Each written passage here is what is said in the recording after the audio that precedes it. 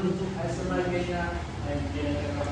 And namin rin ako kay to discuss vehicle check-ups using Blue-Buckets acronym. So, a vehicle check-up, there is a acronym na Blue-Buckets. So, Blue-Buckets is a simple and easy to remember acronym that sums up the things that you should check before you leave the kit. So, Blue-Buckets. So, B stands for brakes. So, make sure to check the brakes, the level of your brake fluids. Another important thing is the component is to check up your brake pads and make sure your handbrake is working. So, before you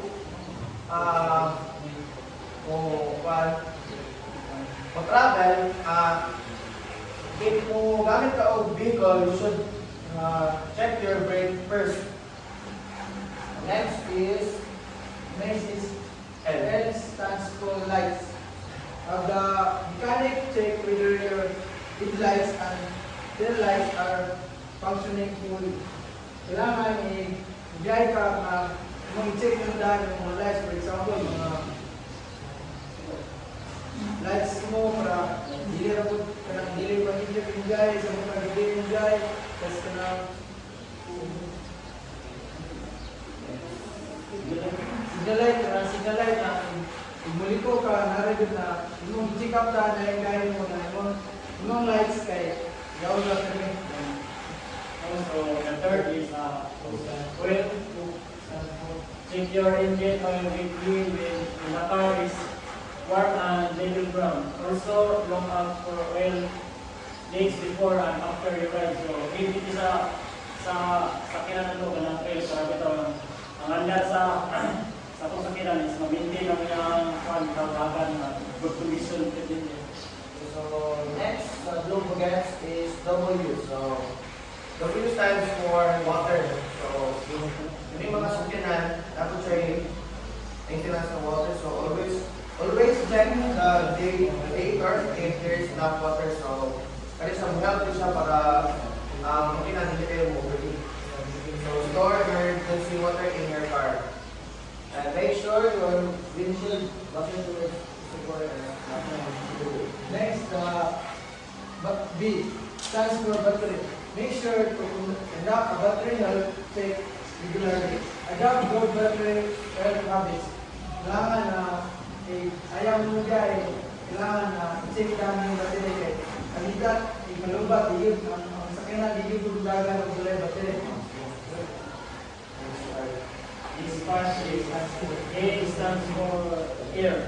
So check your air filter to make sure motor operates. Hold your filter under the sunlight. If light come through the filter is on good condition, otherwise replace or clean. So kailangan kaning air dapat i-include sa condition para ang andar sa iyong sakyanan is wala dito ang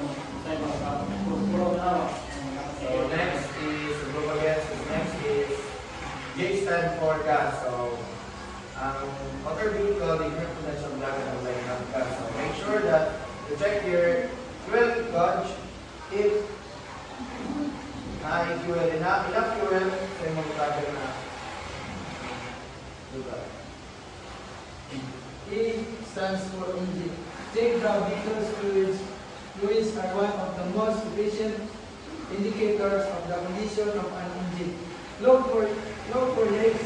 Leaks are signs that something is amiss with the vehicle or engine. Kailangan na i-check ng engine mo kung nabay na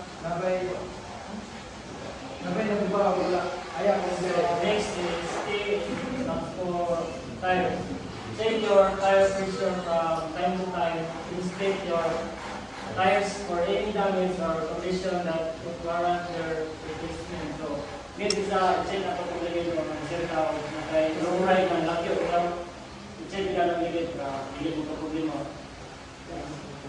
So last but not least, sa Blue-Buckets, ang pinaka-important is self. So, yung pagalingon nyo siya. Be sure na before ka mag-travel, yung pagalingon very good to travel and be sure that you are physically and mentally ready before your rides. So that's all.